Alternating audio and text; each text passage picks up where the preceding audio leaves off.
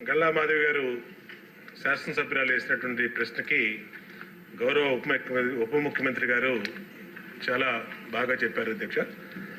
ఆయన ప్లాస్టిక్ని నిరోధించడంలో ఆయన ఆలోచనలు కానీ ప్రభుత్వ ఆలోచనలు కానీ చక్కగా ఉన్నాయి అధ్యక్ష. దానికేమీ ఎక్కడా మాకు ఎటువంటి డౌట్ లేదు అధ్యక్ష. కానీ ఇక్కడ పొల్యూషన్ కంట్రోల్ బోర్డు అధ్యక్ష చాలా నిర్లక్ష్యంగా పొల్యూషన్ కంట్రోల్ బోర్డు అసలు ఉందా లేదా, అసలు ఆ బోర్డు కానీ దాంట్లో ఉన్న టాస్క్ ఫోర్స్ కానీ దాంట్లో ఉన్న మెంబర్ సెక్రటరీ కానీ ఎక్కడా కూడా పని చేస్తున్నట్టు ఎక్కడా కనపడతలేదు అధ్యక్ష.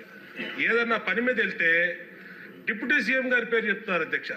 ఆయన చేయొద్దన్నారు, ఆయన ఆఫీస్ నుంచి చెప్పాలి, ఆయన మాట్లాడాలి, ఆయన వెళ్తే కలవట్లేదు అని డైరెక్ట్గా చైర్మన్ గారు చెప్తారు అధ్యక్ష. అంటే ఎందుకు మాట్లాడుతున్నాం అధ్యక్ష, ఇప్పుడు ఈ ప్లాస్టిక్ని నిరోధించడం ఇది ఒక ఇష్యూ అయితే దానికి డిప్యూటీ సీఎం గారు చెప్పారు, అది బ్రహ్మాండమైనటువంటి ప్లాన్, యాక్షన్ ప్లాను. దాన్ని నిర్వహించి ఎమ్మెల్యేలు ప్రజాప్రతినిధులు అందరూ బాధ్యత తీసుకుంటే బ్రహ్మాండంగా జరుగుతుంది అధ్యక్ష. కానీ ఫ్యాక్టరీల పొల్యూషన్ అధ్యక్ష, ఇక్కడే ఉన్నారు కృష్ణయ్య గారు చైర్మన్ గారు, పెద్ద పెద్ద వాళ్ళందరినీ కూడా వాళ్ళు మరి ఏం ఇన్ఫ్లుయెన్స్కి గురవుతున్నారు తెలియట్లు. కానీ రామ్కి పరిశ్రమ అధ్యక్ష ఈ పొల్యూషన్ దాంట్లో ఆయన కూడా వెళ్ళి విశాఖపట్నంలో ఇన్స్పెక్షన్ చేసి వచ్చారు. ఆయనే చెప్పారు ఆయన నోటెంట చాలా పొల్యూషన్ని డైరెక్ట్గా సముద్రంలోకి వాళ్ళు ఇండస్ట్రియల్ వ్యర్థాలని ఈ ఫార్మాస్యూటికల్ వ్యర్థాలని వదిలేశారని చెప్పారు. అలాగే గౌరవ ముఖ్యమంత్రి గారు కూడా దాని మీద స్పష్టమైన ఆదేశాలు ఇచ్చారు, అలాంటి వాటి మీద చర్య తీసుకోండి అని. దాని మీద చర్య తీసుకోరు అధ్యక్ష. ఏంటంటే మరి ఏం కాంటాక్ట్స్ ఉన్నాయో ఏమి ఇన్ఫ్లుయెన్స్ జరుగుతుందో మాకైతే తెలియదు అధ్యక్ష. అయితే అయోధ్య రామిరెడ్డి వైసీపీ ఎంపీ అధ్యక్ష ఆయన, కాబట్టి మరి ఆయన లెవెల్లో ఏమి ఇన్ఫ్లుయెన్స్ చేస్తున్నారో ఈయన్ని తెలియదు అధ్యక్ష కృష్ణయ్య గారిని. కానీ ఇక్కడ ఏం జరుగుతుందంటే చిన్న చిన్న వాళ్ళు ఏ పరిశ్రమ కానీ, ఇప్పుడు మాధవి గారు చెప్పారు ఈ వాళ్ళ దాంట్లో 5 అడుగులు ఇలాగ పొల్యూషను ప్లాస్టిక్ వ్యర్థాలని మా నియోజకవర్గంలోకి వస్తే కాలువల నుండి నిండిపోయినాయి. ఎక్కడా కూడా విజయవాడలో పొల్యూషన్ కంట్రోల్ బోర్డు ఉండి కూడా విజయవాడలో పట్టించుకోని పరిస్థితి అధ్యక్ష. కాబట్టి గౌరవ డిప్యూటీ సీఎం గారిని కోరుతున్నాం అధ్యక్ష, పొల్యూషన్ కంట్రోల్ బోర్డుని కొంచెం పనిచేసే విధంగా ఆయన కొంచెం గట్టిగా మందలించాలి అధ్యక్ష. ఆయన చెప్పాలి అధ్యక్ష, ఏదన్నా రిప్రజెంటేషన్ ఆయన దగ్గరికి గౌరవ చైర్మన్ పొల్యూషన్ కంట్రోల్ బోర్డు తీసుకెళ్తే, నేను ఇలాంటి ఎమ్మెల్యేలు చాలామంది చెప్పారు, నా 40 సంవత్సరాల నుంచి చాలామంది చెప్పారని చెప్పి మాట్లాడుతున్నారు అధ్యక్ష. అది కరెక్ట్ కాదు అధ్యక్ష. ఎమ్మెల్యేలు గెలిస్తేనే చైర్మన్ కూర్చున్నాడు అధ్యక్ష అక్కడ. ఆయన గెలిస్తే ప్రభుత్వం రాలేదు అధ్యక్ష. ఎమ్మెల్యేలు అందరూ ఉంటేనే ఆయన చైర్మన్ సీట్లో కూర్చున్నాడు.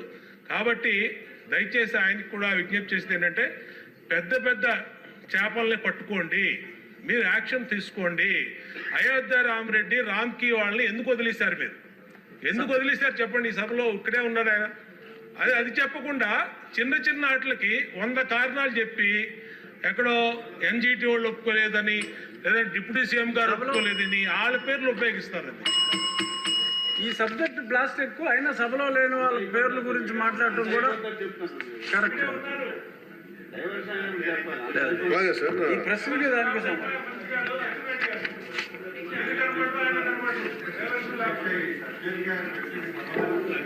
దయచేసి కూర్చోండి మంత్రి గారు.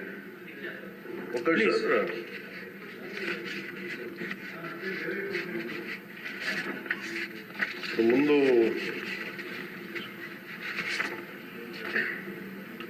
నాకు ఆవిడ చెప్పింది, మన గౌరవ మాధవ్ గారు చెప్పిన ఫస్ట్ అది మోర్ రెలవెంట్ క్వశ్చన్ కాబట్టి దీనికంటే first let me answer for that. ఈ ఉప్పలపాడు బర్డ్ శాంక్చురీ దాదాపు 9 అడుగులు 8 అడుగులు ఉండాల్సింది అది 5 అడుగులకు వచ్చింది అనేది. అలాగే గుంటూరులో ఈ కాలువల్లో పూడికలు కానీ ఇవి ప్రత్యేకించి నేను ఈ ఫస్ట్ గుంటూరుని మోడల్గా తీసుకొని ఈ దసరా తర్వాతే నేను ప్రత్యక్షంగా నేను వెళ్తాను ఇది ఎందుకంటే ఇది ఆల్రెడీ మేము గత కొద్ది రోజులుగా డిస్కస్ చేసాం. ఎందుకంటే అపాయింట్మెంట్స్ కొంచెం లేట్ అయినాయి అందరికి. ఎందుకంటే pollution control board is a very limited ఉంది మనకి. చాలా మంది ఇంకా హైర్ చేయాల్సి ఉంది. గత ప్రభుత్వం కూడా నియమించాల్సిన సభ్యులను నియమించింది, కావాల్సిన సిబ్బందిని నియమించింది. Pollution control board is real. నేను ప్రాక్టికల్గా గౌరవ శాసనసభ్యులు బొండ ఉమామహేశ్వర గారు చెప్పిన దానికంటే వారికంటే ముందే నేను చాలా లోతుగా దీని మీద అధ్యయనం చేశాను అధ్యక్ష. చేసినప్పుడు ఒక షార్టేజ్ ఏముందంటే ఎంప్లాయీ షార్టేజ్ చాలా ఉంది. ఎంప్లాయ్మెంట్ చాలా మంది ఒక ఎంప్లాయ్మెంట్ ఇంత కావాలంటే దాంట్లో దాదాపు ఒక 2/3 లేదు అధ్యక్ష. వాళ్ళు ఉన్న డిమాండ్కి పెరుగుతున్న గ్రోత్కి దాని తగ్గ మానిటరింగ్ చేయడానికి లేరు ఒక మనుషులు. అలాగే దీంట్లో అవకతవకలు ఉన్నాయా అంటే గౌరవ శాసనసభ్యులు చెప్పినట్టుగా ఫస్ట్ పని చేయాల్సిన ఎవరు అధ్యక్ష? అర్బన్ బాడీస్ పనిచేయాలి, మున్సిపాలిటీస్ పనిచేయాలి. Everything you cannot completely directly correlate with pollution control board. అలాగే వారిది నేను ఒక ఆయన సరిదిద్దుకోవాలో లేదంటే నాకు తెలియదు, కానీ ఒక మాట అయితే చెప్పదలుచుకున్నాను. ఇది అందుబాటులో ఉండరు, ఇవన్నీ తప్పు. రాగానే మనకి చైర్మన్ గారికి కూడా చెప్పాను, first pollution control board open చేయమని. అదొక వాస్తవం ఏంటంటే పొల్యూషన్ కంట్రోల్ బోర్డు సామాన్య మనిషికి సంబంధం ఓన్లీ ఇండస్ట్రియల్ కనెక్టెడ్ అనుకుంటాను. ఇది ఫస్ట్ టైం కృష్ణయ్య గారు వచ్చాక వారికి తెలియజేసిన హీ హ్యాస్ ఓపెన్ ఇట్. ఎవరైనా సరే ఎనీ ఆఫీస్కి వెళ్ళిపోయి మీరు పొల్యూషన్ కంట్రోల్ బోర్డు ఆఫీస్కి వెళ్తే మీకు అది ఓపెన్గా ఉంటుంది. దానికి నేను బాధ్యత తీసుకున్న తర్వాత మొట్టమొదటి చేసిన అధ్యక్ష. కాబట్టి దీని మీద అవగాహన కల్పించాలి. అసలు వెళ్తే కొంత సమాధానం, ఎందుకంటే first of all there is extensive employment shortage ఉంది దానికి, అదొక మేజర్ సమస్య. అలాగే వారు లేవనెత్తింది ఇంకొకటి రామ్కి సంస్థ మీద, వారికి షోకాస్ నోటీస్ ఇష్యూ చేయడం జరిగింది, యాక్షన్ తీసుకోవడం జరిగింది.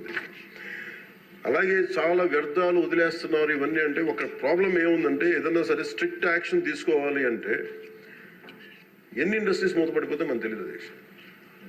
ఇప్పుడు మీకు ఇందాక నేను ఎందుకు ప్రస్తావించానంటే ఉదాహరణకి ఫ్లెక్సీస్.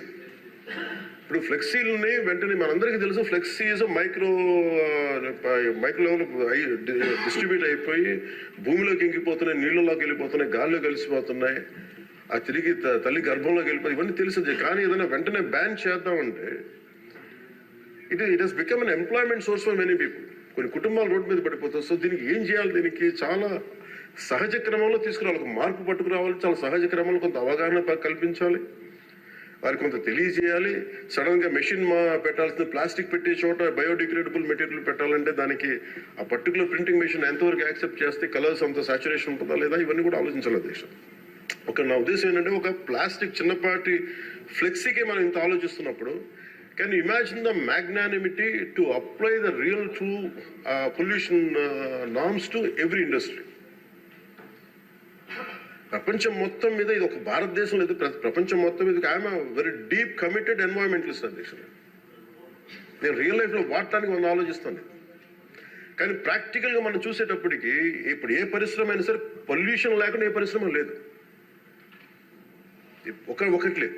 కాబట్టి ఏమవుతుంది, అప్లై చేయాలి ఒక రూల్. అంటే ఇది గౌరవ ముఖ్యమంత్రి గారు కూడా మీకు రెగ్యులేటరీ బాడీగా ఉండాలి తప్ప మీరు ఎన్ఫోర్స్మెంట్ బాడీగా నిజంగా పొల్యూషన్ కంట్రోల్ బోర్డు ఉంటే అది ఏ రకమైన ఒక అస్తిత్వానికి దారి ఒక స్థిమితం లేకుండా ఎలా వెళ్ళిపోతుందని ఒక భయం ఉంది అందరికీ, ఇంక్లూడింగ్ గౌరవ ముఖ్యమంత్రి గారికి కూడా ఉంది. ఇది వారి దృష్టికి నేను ప్రత్యేకంగా తెలియజేశాను. సో అది ఒక నామ్లో అదొక పరిగణలోకి తీసుకున్నాం అధ్యక్ష. అలాగే వీఆర్ వెరీ కమిటెడ్ ఫర్ ఇది ఒక్క ఆంధ్రప్రదేశ్ రాష్ట్రానికే కాదు, ఎంటైర్ మన భారతదేశానికి సంబంధించి కానీ ప్రపంచానికి సంబంధించి మన అందరి బాధ్యత ఇది మనందరి బాధ్యత. అలాగే పారిశ్రామికవేత్తల బాధ్యత కూడా ఉంది. కొన్నిసార్లు నదుల్లో కాలుష్యాలు వదిలేస్తానంటారు, జరుగుతూ ఉన్నాయి కొన్ని చోట్ల. ఉదాహరణకి మనకి డెల్టా పేపర్ మిల్సే మనకి భీమవరం డెల్టా పేపర్ మిల్స్ మొత్తం అసలు కూర్చోబెట్టి ఒక బలమైన పంట కాలం నాశనం అయిపోయినాయి. అది మీ దృష్టిలో ఉంటుంది, మీకు తెలుసు. కానీ ఇప్పుడు తీసేద్దామంటే ఇప్పుడు దీన్ని ఎలా శిక్షిస్తారు దీన్ని చెప్పండి. దీనికి కొంత ఒక విస్తృతం నేను ఎందుకు ఒక వేగ్గా అడగలేదు అధ్యక్ష.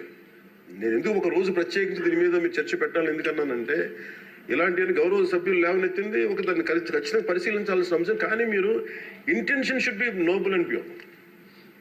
మీరు ఇంటెన్షన్ డోంట్ టార్గెట్ ఓన్లీ ఈ అయోధ్య రామ్కి ఒక ఏముందంటే ఒక పరిశ్రమ చేస్తే మళ్ళీ గత ప్రభుత్వం అయిపోతాం. ముఖ్యమంత్రి గారి ఇంటెన్షన్ కూడా అది కాదు. ఇప్పుడు ఈ వేరే పార్టీల నుంచి రూలింగ్ పార్టీలోకి వచ్చారు, వీళ్ళందరినీ తీసుకున్నప్పుడు కంటిన్యూస్ వాళ్ళ సైడ్ తీసుకున్నారో మనకు తెలియదు, కానీ వాళ్ళు గతంలో పనిచేశారు కదా ఆ ఇంటెన్షన్తో చేస్తే మటుకు అది ఈ ప్రభుత్వానికి అది రైట్ కాదు.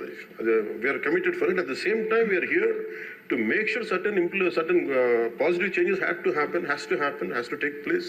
But how do we take it forward? ఇది ఒక విస్తృత స్థాయి చర్చ జరిగితే తప్ప, గౌరవ ముఖ్యమంత్రి గారు కూడా దీని మీద నిర్ణయం తీసుకోవాలంటే గౌరవ సభ్యులందరూ కూడా దీంట్లో పాల్గొని ఈ నిర్ణయం తీసుకుంటే, ఈ పాలసీ చేంజ్ చేస్తే, ఇంప్లిమెంట్ చేస్తే, ఒక పాలసీని ఇంప్లిమెంట్ చేయాలో ఏమేమి ఉంటాయి కళ్ళ ముందు. మనకి ఈ రోజుకి వివేకానంద గారి కేసులో మర్డర్ జరిగిందని తెలుసు, మనం ఇంకా చేయలేకపోతున్నాం దాన్ని. ఇవన్నీ అందుకని దీన్ని అంటే నా ఉద్దేశంలో అప్పీల్ టు యూ, గౌరవ శాసనసభ్యుల్ని నేను ఒకటే కోరేది ఏంటంటే, బొండమ్మ గారిని ఖచ్చితంగా it will be taken, it will be considered, and this is my commitment to you all. ఈ సభకి మీ ద్వారా కమిట్మెంట్ ఇస్తాను. పర్యావరణాన్ని చాలా చాలా ప్రథమ బాధ్యతగా మేము తీసుకున్నాం అధ్యక్ష. కాకపోతే దీనికి ఏంటంటే ఫండింగ్ ఇవన్నీ ఉన్నాయి. మేము ఫండింగ్ దాటి కూడా చెప్తున్నాం అధ్యక్ష. ఇది ఒక మీరు ఎమోషనల్ కమిట్మెంట్ అనుకోండి, దీన్ని ఒక గుండె లోతుల నుంచి వచ్చిన ఒక స్ఫూర్తితో చెప్తున్నా ఏదన్నా అనుకోండి. ఈరోజు మనకి నిజంగా పర్యావరణాన్ని పరిరక్షించాలంటే అంత నిధులు కూడా లేవు మనకి. ప్రజలు తినేసి అక్కడ వేసేస్తున్న ప్లాస్టిక్. దీనికి చంద్రబాబు గారిని మేము వెళ్ళి కూర్చోబెట్టి రోజు తీయలేం అధ్యక్ష. దీనికి దర్ ఆర్ ఎనఫ్ ఎంప్లాయ్మెంట్. దాని అంత చాలా మంది ఎంప్లాయీస్ ఉన్నారు, ప్రజల్లో ఇది రావాలి.